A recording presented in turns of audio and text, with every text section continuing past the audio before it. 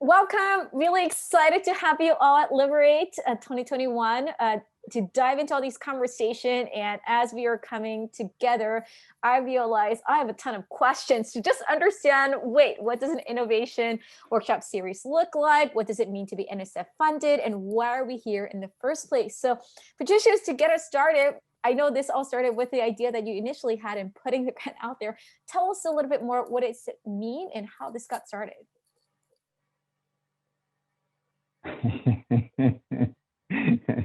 You got me stuck here a little bit. I think this all got started because I do, research in technology and robotics, and a lot of what I do is how do I make it work autonomous, right? How do I get robots to actually not require humans?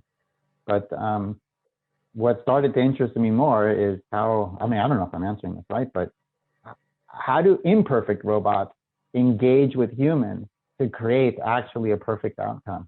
And that is what got me a little bit interested in how can, the role of robots, how can advanced technology actually improve accessibility is by providing independence. The workshop Liberate sort of came from that idea. I pitched it to NSF, to their Convergence Accelerator program, and they came back and said, okay, we like this idea, but your topic is a little bit too narrow, you need to expand it. And so in the sort of over a few conversations, we expanded it to have a richer notion of what it means. So everything is on the table: assistive technology, rehabilitation technology, some people call it accessible technology. There are different ways of breaking it up, but the idea was to try to bring everyone who needs some kind of technology. I think in the process of thinking about it, the notion of who needs the technology, then when you talk about the person, is why does the person need the technology? What is the particular impairment that is associated with that? And then I started to think, okay, the most generic approach is going to be thinking about it as people who maybe temporarily, right? So they need the technology to sort of recover, right? That's one group of people. Then there's another group of people that they will never recover, but they need the technology to provide that level of independence. But this technology isn't like fully replacing, it's sort of restoring what they've lost in a certain sense. But then there are another group that has lost too much. They've lost so much that now they need a substitute or a proxy. And normally that would be a caregiver, but that can be very expensive, that can be very stressful, that can be very taxing on the social fabric or network of a particular person who's impaired. So the idea is, how can technology be used to sort of create that sort of physical like substitute so that it is not as taxing on the person, right? So you have this spread, and some, I think I'm going to end here, is some people actually experience it in a very different way, where it's a developmental.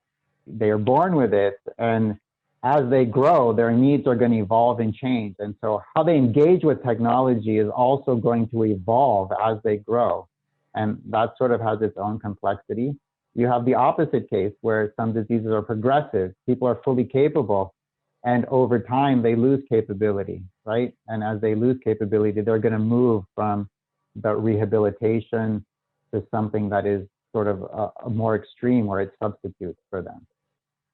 No, thank you very much for sharing that, which really true, at least stems from one of the words that came up, and as you shared multiple times, how unique this whole event together is, because traditionally, yes, NSF does a lot of research to make sure we tackle important challenges and missions like the project that we're working on right now. But one of the things you highlighted is how uniquely this event is, because how vast the opportunity of what we can address through it, which is we need to have a lot of stakeholders and recognize that this is not just one product, one statement that can go. So Ted, tell me a little bit more, taking a little bit back again, like what does it mean for something to be NSF project funded? Like, who is NSF for those who are still learning and recognizing that? I know as somebody who both has been in multiple relationship with NSF, both working and working with, tell us a little bit more on NSF 101. Why should we care?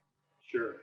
Well, I want to build on what Dr. Vela has just spoken about with respect to the technology. And historically, NSF has focused on technology development at the research stage to provide resources, in this particular case, persons with disabilities, to perform tasks that they would otherwise not be able to do. And again, using the three stages or three types of criteria of disability that Dr. Vela brought up with respect to a permanent disability or a transitory disability or some type of intermediary disability where you don't regain full recovery at some point. There's different technology that allows you to perform the function that, not having the disability, you would have the ability to perform that particular function. But now the Convergence Accelerator is a little bit of a paradigm shift within the National Science Foundation. And I can speak to this. I was a program director with NSF for a total of 8 years. I was a permanent program director for 6 years in the engineering directorate. And this goes really outside the box of the types of things we would look at. This is more translational. So with the Convergence Accelerator, NSF is not only looking at the fundamental science and application of science and engineering to create the concept of technology, they're actually looking at the translational component of the technology to the end user. And that's a really, really important paradigm shift for the National Science Foundation, because end users give invaluable feedback to the functionality of the technology that's being developed. And so there are many, many, many stories throughout history where a very well-intended scientist or engineer develops a technology that they think another individual could use that is completely inadequate because the end user wasn't included in the design and development of that technology. So it was another person's concept of what that disability might entail, as opposed to actually experiencing that disability themselves. So this is a real opportunity. The Convergence Accelerator workshop, Liberate workshop that we're putting together is a huge opportunity to bring in, as Dr. Vela said, all the stakeholders. So the industrial stakeholders, the research stakeholders, the translational stakeholders, and the end users of the technology, and bring them all together under one roof and have a really robust discussion to hopefully we can produce information that can move forward in developing more adequate and more robust technology for the end user disability community. Wow, thank you so much for breaking that down. And for those who are new to even hear NSF and understanding the research, but most importantly, how unique this workshop series is. I mean, to build on that, what are you most looking forward to seeing more in Liberate, particularly more that you might not otherwise get a chance to see in other types of conversations? Well, you know, and many of the participants in this workshop are probably familiar with the Valley of Death. So the idea that technology can be developed in a, let's say, a university environment or some type of research environment, and then translating that research into an industrial environment, that's really considered the Valley of Death. There's a lot of technology that's lost from translating from let's say bench to practice, or from actually the concept and developing prototypes to actually marketing and developing and distributing to end users.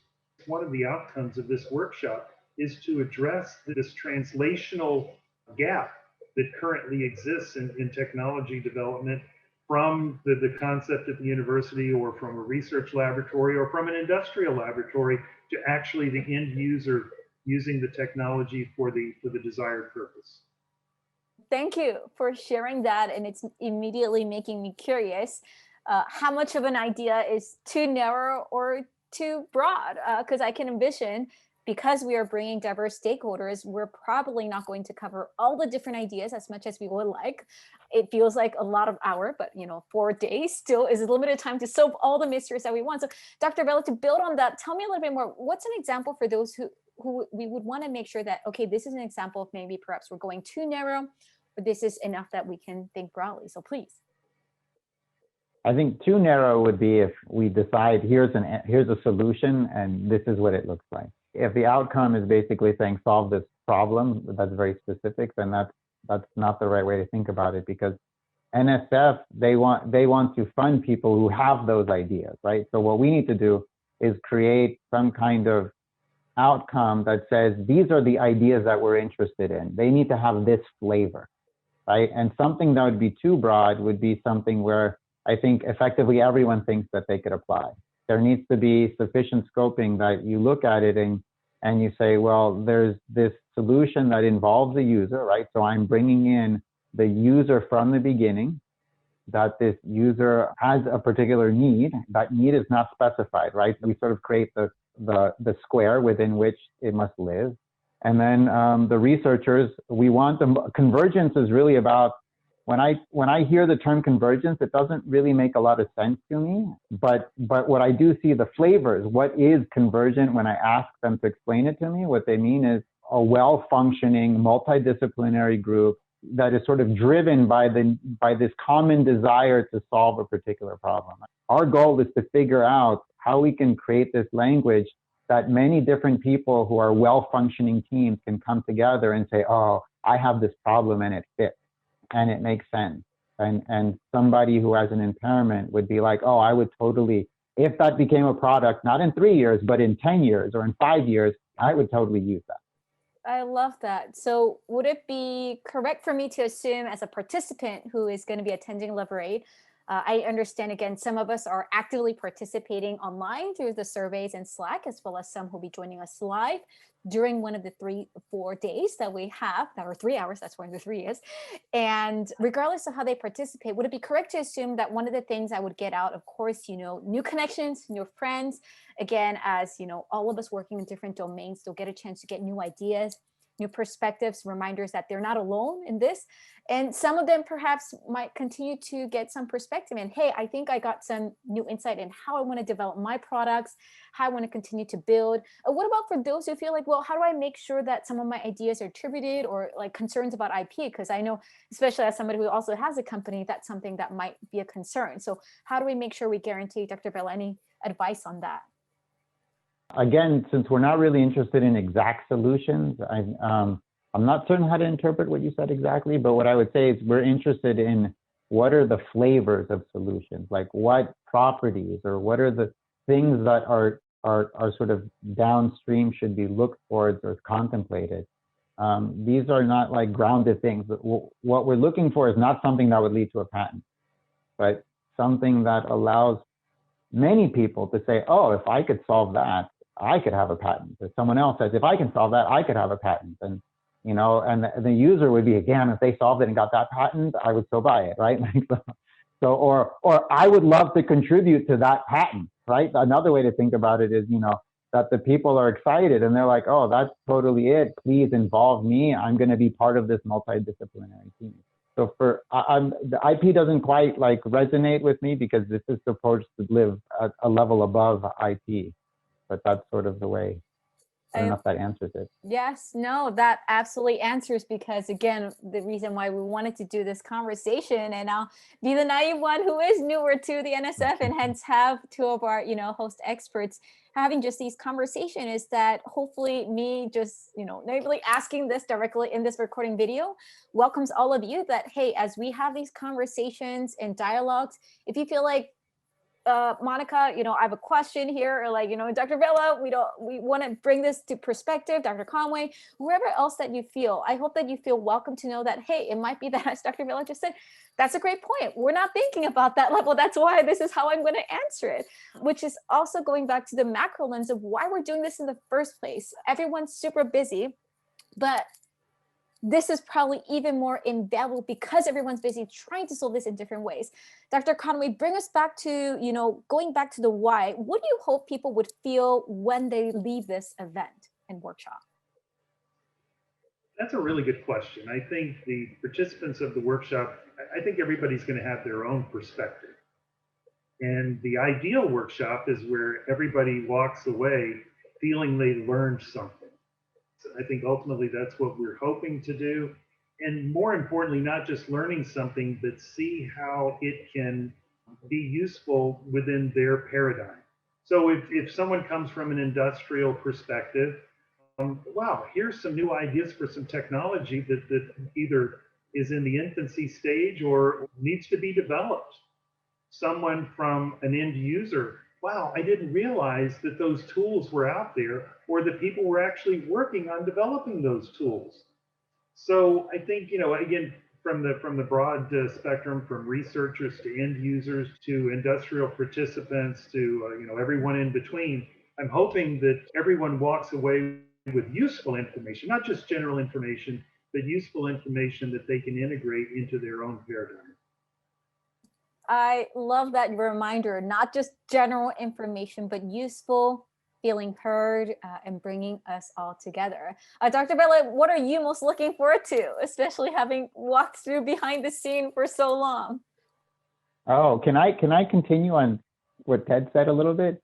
Because Yes, I think absolutely. one facet that hasn't been discussed so much is I'm an engineer, and I think that may sort of color our discussion. But NSF is really, when they say convergent, and multidisciplinary, they really mean it in the sense that they do want social and behavioral sciences and these sort of other sciences to be involved, and we would like for that also to come through in what our output is. So there needs to be this other sort of, the social aspect is involved, and we need to get that incorporated into the program call.